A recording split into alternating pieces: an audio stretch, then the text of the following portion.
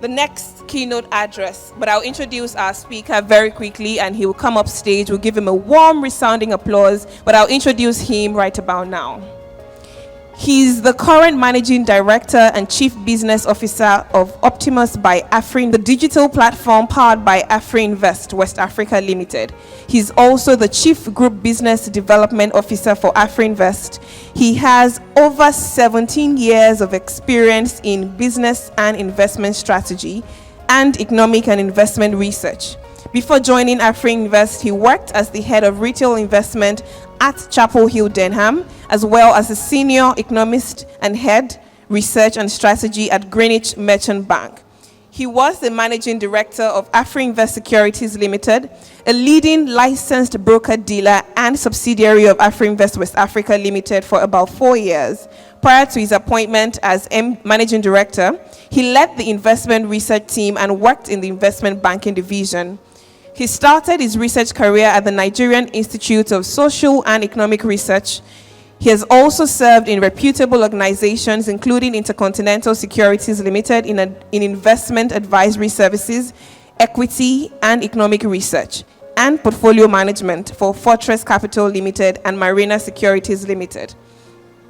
In addition to being an authorized dealing clerk of the Nigerian Stock Exchange, he is a fellow of the Chartered Institute of Stockbrokers and the Association of Chartered Certified Accountants UK, as well as an associate of the Chartered Institute for Securities and Investment. Ladies and gentlemen, this profile is great. I could go on, but we are itching to hear from him. Please let's make welcome our second keynote speaker today, Mr. Ayodeji Ebo. A round of applause for him. DJ, can we have some music, because I see that he has a serious face. But we want you to dance up stage. I have strict instructions that you must dance up stage. Give us a danceable music. Please DJ. If they tell you to dance to this song, how will you dance to it? DJ, give us something he can actually dance to, something with energy. Or I can sing. Hey, come on. So it's not only finance you will do, you will dance.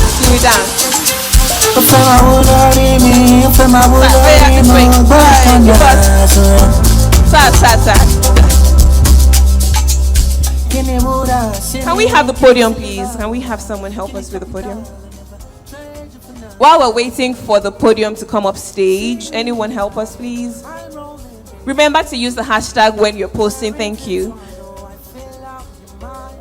Post with our hashtag GWR Conference. GWR Conference. Anything you have learned, if you're taking selfies with new friends that you have formed, make sure you post on social media, Instagram, Twitter. Let's create a buzz. Let's share the knowledge and wisdom that we are getting from here. Thank you very much for helping with this. And to our virtual community, thank you for joining us. We love you, we celebrate you, and we appreciate you. Please put your hands together for everyone joining us virtually. Thank you. Over to you, sir. Thank you very much. And it's been a great pleasure to be here. I've been learning a lot, even from the first plenary session. And just imagine coming after Pastor Molein. There's a lot. Good morning, sir, Pastor Odutola. Yeah, always listen to his message at Christ Church. So I always still remember all of his messages.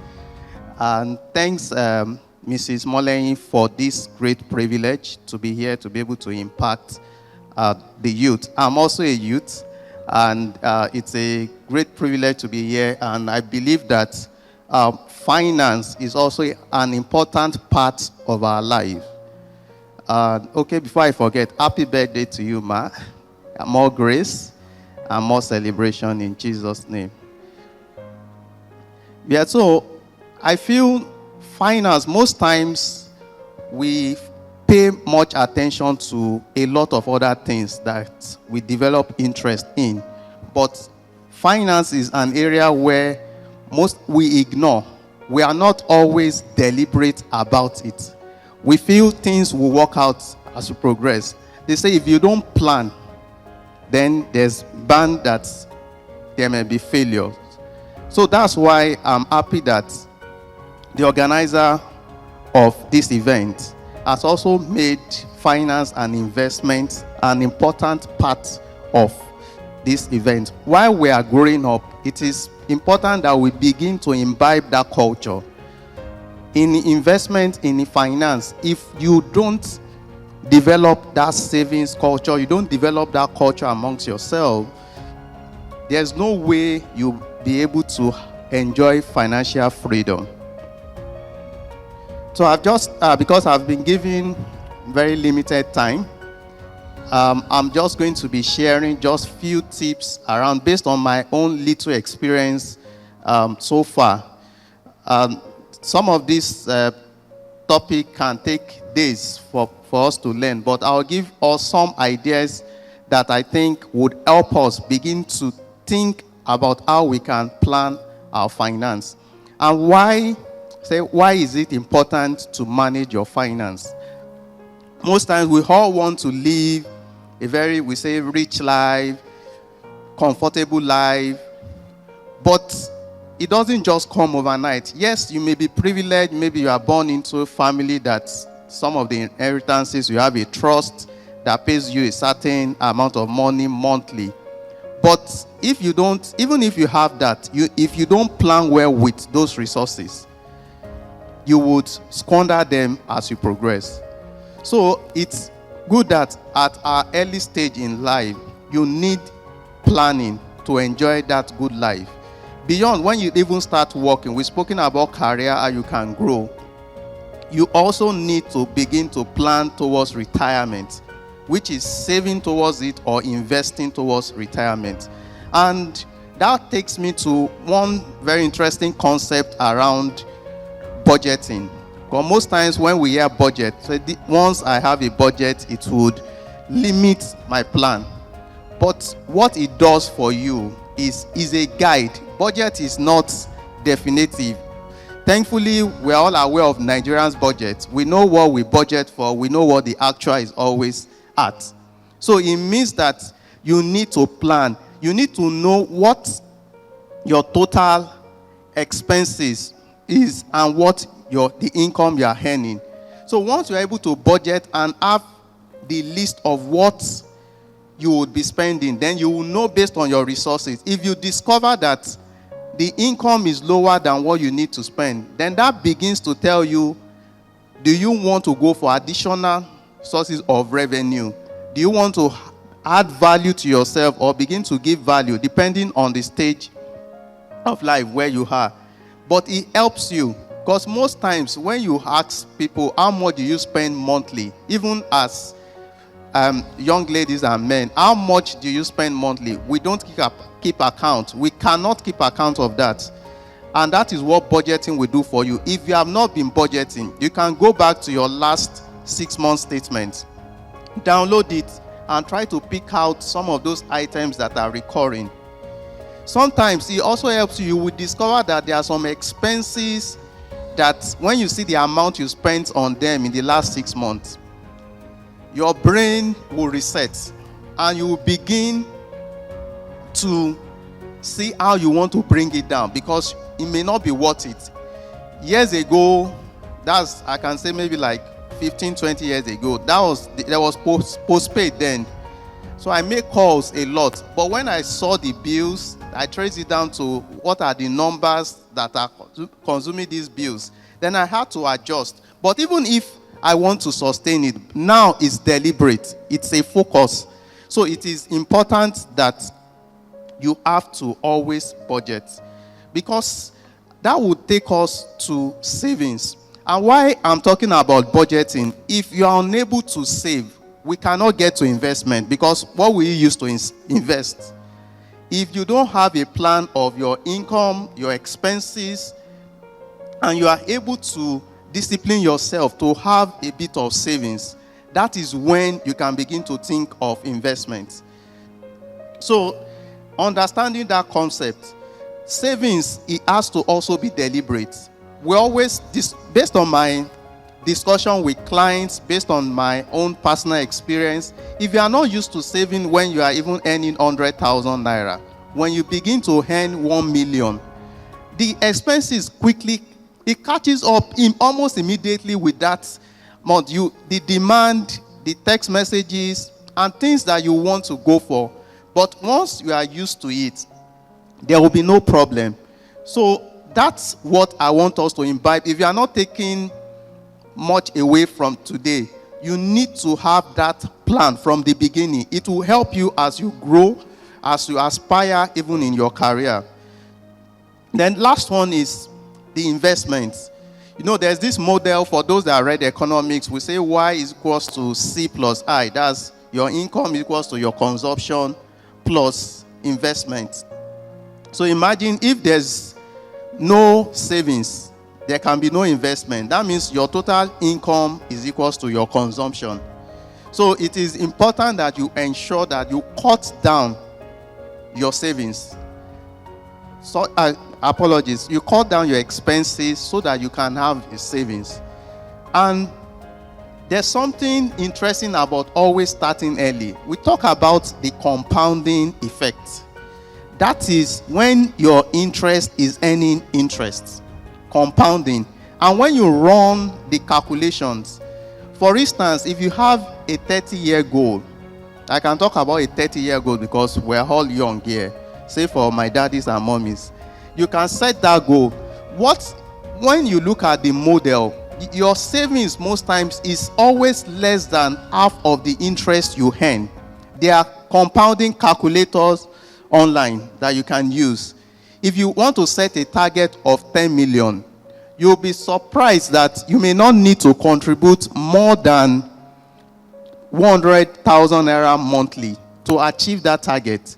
Because at the end of the day, based on my experience, if you use an interest rate of even 10%, your total contribution would be around 45% of the 10 million.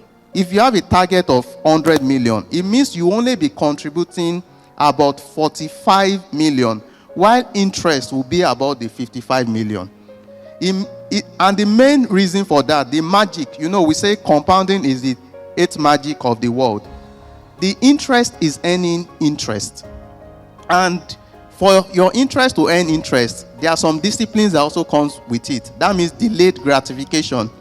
Some people may decide, depending on the level you have within your finances, they may decide to collect that interest and spend it. But you may get to a level, if you want to build faster before you start spending, then you set those goals for yourself. And one of the major variables I feel that will force us, if we don't even want to be disciplined about it, are some major variables in Nigeria. We have one factor, inflation rates. I call it that cankerworm that eats into your finances. You may be playing the ostrich as if it doesn't exist. But at the end of the day, we say inflation is the purchasing power. If you can buy 2 phones before, inflation will tell you after 1 year that you cannot buy more than 1. So it reduces your ability of what you would buy. And if you are not, we started, when you look at the flow, budgeting, saving, and investment. If you are not adding value to the hard-earned money, your salary that you are saving, at the end of the day, it's going to be worth nothing. So it means we don't have any business having idle funds without any interest. You need to look for safe investments that will keep giving you interest.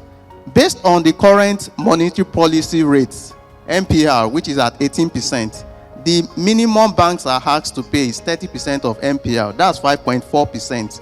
It means if you have your funds in a savings account, you can't earn more than 5.4. With conditions, if you withdraw more than 3 times, you don't get interest for that month. So it's important that you know that you are losing value. When inflation rate is at 22% and you are earning 5.4%, it means that if you have 1 million in the savings account, you have indirectly lost, your money has lost a value of over 200,000. So what the focus for you now is, how do you want to bridge the gap? Don't get into the gang of how do you want to beat inflation so that you don't lose your principal? How do you want to bridge the gap? So if I find an investment that will give me 10%, 15%, and inflation is at 22%, and we still expect it to go up based on our projection, then I have reduced that impact by 100,000, by 50,000.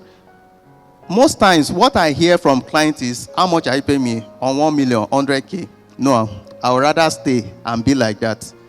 But indirect, in the next 1 year, that 1 million will be worth 800,000 because you are still waiting for an investment that will give you 23%.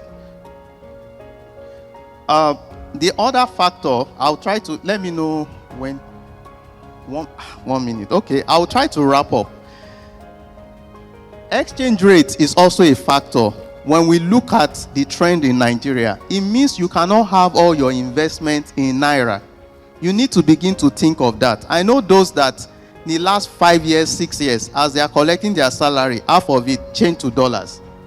Even if you are not investing, you would have made over 100%. One of my best investments was when I invested in a dollar mutual fund at 360 on a platform.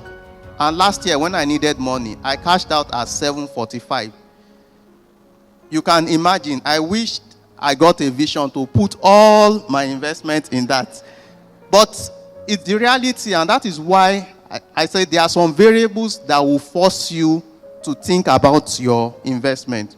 So as I wrap up, I know it's going to be a short time. So as I wrap up, monitoring your investment is cool.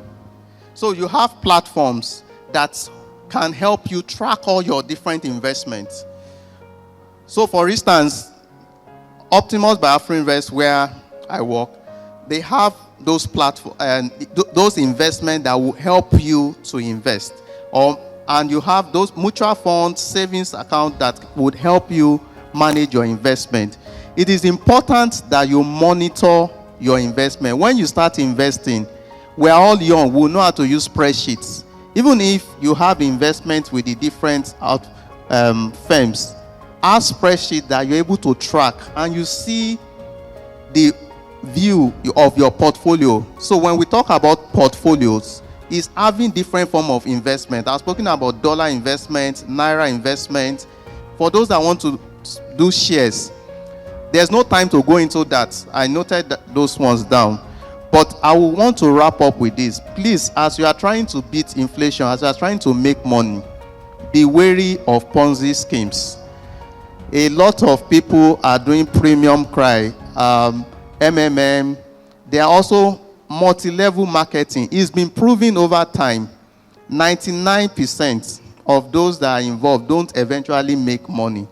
So some are always lucky, but it's important that we learn it now so that we don't, our hard-earned money, that you are just starting, you are just saving, you don't end up losing them. There are a lot of people that continue to lose money. If you have to do it, why professionally is not recommended, be sure that you are putting maybe it's 5% of your hard-earned money to test it. Because at the end of the day, you don't want to get to a level where if you cannot work, I think it was the last conference I think we held in my church, that's Christ Church. An old woman was coming to ask me about one of the firms that went under. And I know she's a retiree, that she invested all her retiree funds with them. I said it's gone because I know what's going on about the firm.